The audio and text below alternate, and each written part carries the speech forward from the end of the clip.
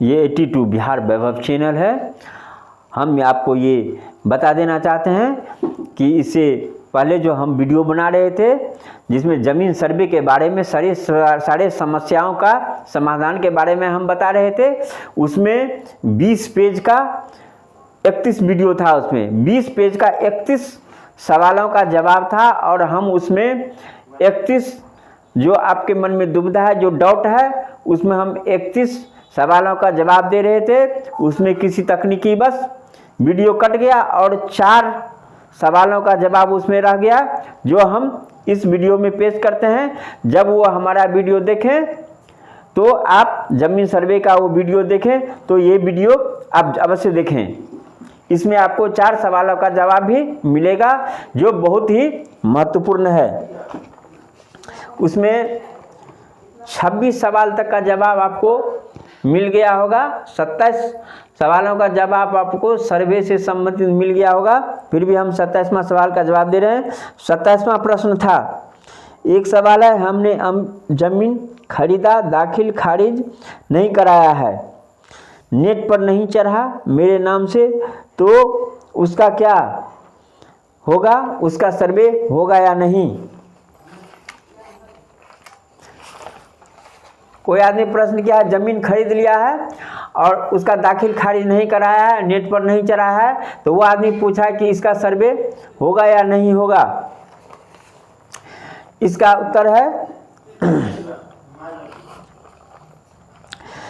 जैसा कि पूर्व में हम बताए हैं, क्रेता के नाम से जमीन होगा। जब कोई आदमी जमीन खरीदा है तो वह क्रेता के नाम से जाना जाता है। दाखिल खारिज नहीं कराया है तो घबराने की ज़रूरत नहीं है। दस्तावेज के आधार पर क्रेता के नाम से सर्वे होगा, बशर्ते उस ज़मीन पर न्यायालय में कोई आरोप न हो। दखल कब्जा में है आपके तो क्रेता के नाम से खाता खुलेगा। प्रश्न 28 है, कोई ज़मीन ऐसा है जिस पर 2-4 पक्ष बोलते हैं यह मेरा है, गलत सही सब सबूत पेश करते हैं, तो उसका समस्या कैसे हल होगा। ऐसे मामले बहुत हैं। इसका उत्तर है, यह प्रश्न बहुत ही जायज़ है। कई बार ऐसा होता है, प्रत्येक प्लॉट का एक सर्वेक्षण होता है। कई मामले ऐसे आते हैं कि एक ही ज़मीन को रैयत द्वारा कई लोगों के हाथों बेच दिया जाता है। ऐसी स्थिति में जो रजिस्ट्री पहले किया गया है वो वैलिड होगा। उसके बाद पोजीशन देखा जाएगा कि ज़मीन किसके कब्जा में है। लेकिन जब खाता खोला जाएगा तो जिसका दस्तावेज पहले का है, जिसके नाम से रिकॉर्ड है पहले का, उसी के नाम से खाता खुलेगा और दखलकार के रूप में दखल करने वाले व्यक्ति का नाम चढ़ेगा। दखलकार के रूप में दखल करने वाले व्यक्ति का नाम चढ़ेगा। अब प्रश्न 29 है, 29वां प्रश्न है, कुछ लोगों का कहना है कि हमारे ज़मीन का कागजात हमारे चाचा के पास है, हमारे खानदानी किसी पड़ोसी के पास है और वह हमें नहीं दे रहे हैं। तो हमारे पास उसका कोई कागज़ पत्र नहीं है, हमारे पिताजी ने कोई भी नहीं रखे, हमारे पास कोई कागज़ पत्र है ही नहीं, तो हम क्या करेंगे। वो इस वीडियो को गौर से सुने। उनका उत्तर है, सर्वेक्षण का काम सभी रैयतों द्वारा कराई जाएगी। सर्वेक्षण के क्रम में जो उसके चाचा, भाई या कोई खानदानी व्यक्ति द्वारा स्वघोषणा दी जाएगी। रैयत यदि उस डॉक्यूमेंट का नकल प्राप्त करना चाहते हैं तो संबंधित निबंधित कार्यालय से नकल प्राप्त हो जाएगा। यदि वो नहीं करते हैं, वैसी स्थिति में घबराने की कोई ज़रूरत नहीं है। उनके चाचा या भाई स्वघोषणा पत्र में वह दस्तावेज देंगे तो उस दस्तावेज में देखा जाएगा कि वह ज़मीन किसके नाम से रजिस्टर्ड हुआ है।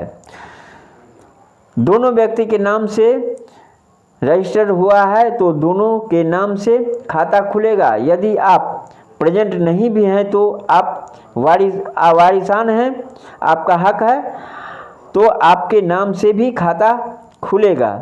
इसमें घबराने की कोई बात नहीं है।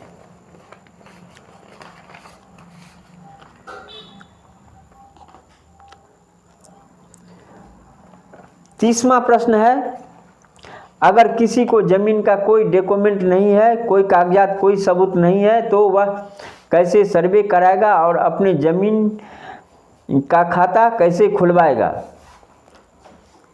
कोई सबूत नहीं है, सबूत खो गया है या उसका पिताजी भी कोई नहीं रखा, वो भी नहीं, किसी का कोई सबूत है, कहीं कुछ है ही नहीं, केवल रह रहा है या खेत जोत रहा है, तो उसका कहना है कि वो कैसे सर्वे कराएगा और उसका खाता कैसे खुलेगा? उत्तर सुनिए।